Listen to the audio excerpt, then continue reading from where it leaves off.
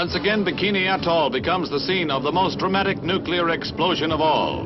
For days, the target center and observation posts buzz with activity as weather planes circle the entire blast area, waiting for the most ideal conditions that will prevent disastrous radioactive fallout, the most difficult problem that must be solved in the Titanic blast. In preparation for the explosion, skiffs carrying radiation detection devices are lowered and anchored at strategic points in the blast area. For the collection of this data is one of the main objectives of the entire test and will determine in great measure chances of survival in the event of nuclear war.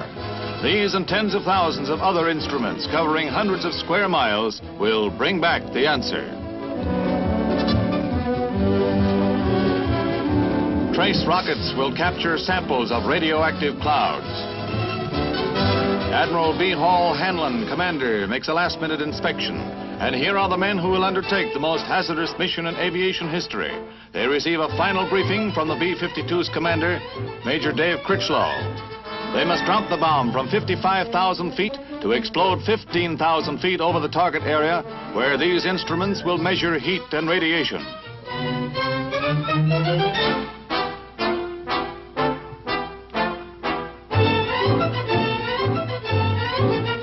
Wheels for the gigantic test are now in motion, and the seconds tick off.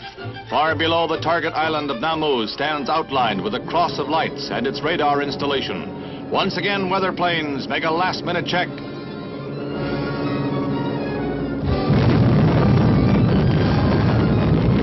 A brilliance of 500 suns lights hundreds of miles of the Pacific, and the force of 1,000,000 tons of TNT is released.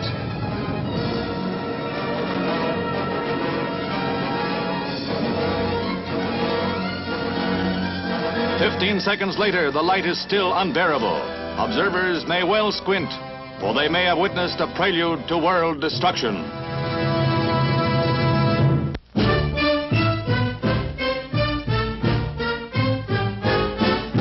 To the mile-high plateau of Hurricane Mesa in Utah for Air Force supersonic research. Here, a rocket sled tests pilot safety equipment by simulating the fantastic stresses of supersonic flight.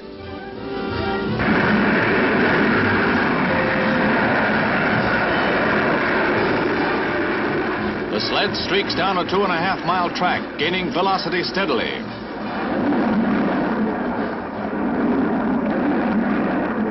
At peak acceleration, the dummy is ejected to hurtle over a 1,000-foot cliff, the most drastic trial of the safety gear that spells life or death for America's airmen.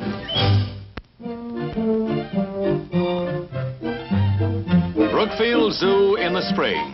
Come on, Junior, drink your milk. It makes babies big and strong. What a big baby you are, and what a handful. He couldn't do that to a full-grown rhinoceros, but you're a baby. Butt is right. Mr. Buttinsky, the lion cubs call you, and you were afraid they'd think you snooty. What a pity. A butting romance turns into a spat. Oh, well, easy cub, easy go.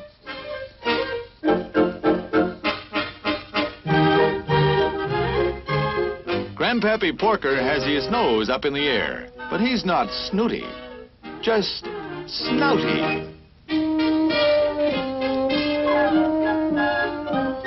Official greeter for the new children's zoo is this baby orangutan. He just loves children.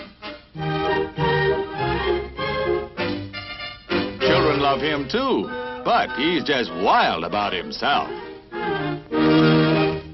Packed in like sardines is an apropos remark at this point. The point being Ray Lichtenberg's fishing resort in Seattle. Here assembled to fish through open boards in the dock are several thousand kids of all ages, erstwhile Isaac Waltons. That's a good line, but we'll yank it just the same before somebody gets hooked with it.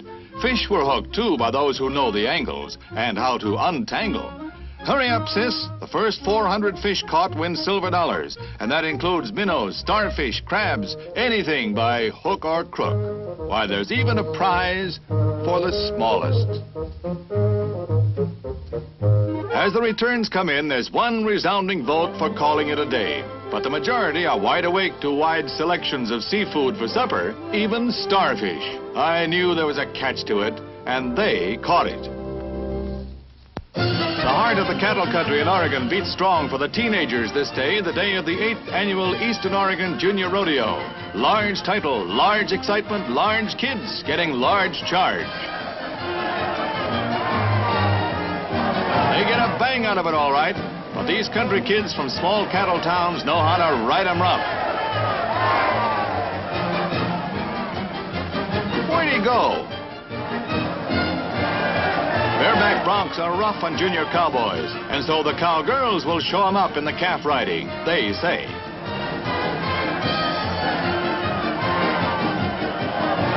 Oh, come on, sis, you're not hurt. Well, only your feelings are hurt.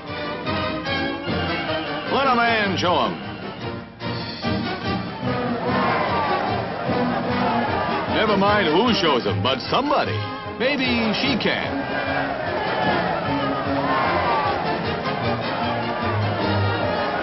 And maybe she can't. Mother said there'd be days like this. Rockin' and rollin' down that Rock Island line.